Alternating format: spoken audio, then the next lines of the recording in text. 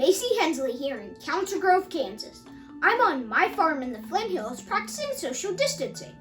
I've partnered with history during this time, and together we are going to be providing some history lessons for you, your family, and your parents. I'm definitely not a teacher, but some may say that I'm a presidential expert, which is why today I'm going to be focusing my lesson on President Zachary Taylor. Who? Exactly! I'm going to be focusing my lessons on the most obscure presidents in American history. So, let's get started. This is History at Home.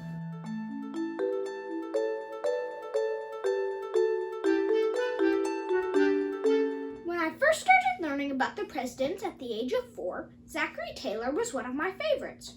Why? Well, because he wore a blue uniform, and blue is my favorite color, of course.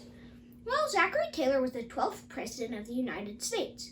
Before becoming president, he was a captain in the War of 1812 and a major general in the Mexican-American War. He became a national hero as a result of many victories. In his time in the military, he earned the title Old Rough and Ready. Zachary Taylor would refuse any mail that came postage due. He had refused a very important letter notifying him for his nomination for president. Silly man! Nevertheless, he went on to become president in 1848. Interesting side note, Taylor refused to take the oath of office on a Sunday. He chose to wait until Monday, but the outgoing President Polk's duties ended on Sunday, March 4th.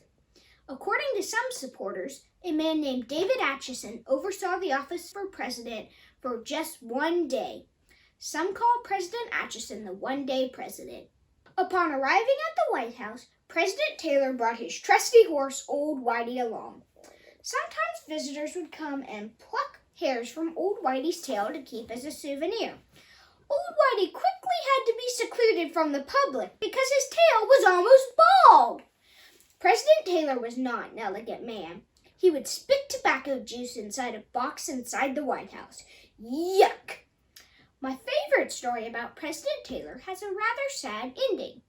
Zachary Taylor attended a 4th of July party that was a fundraiser for the Washington Monument that was in the process of being built. He was nicely dressed in a wool suit. A wool suit in July?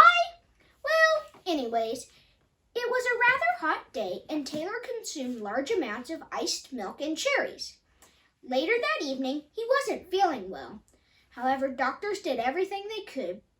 Taylor died 4 days later.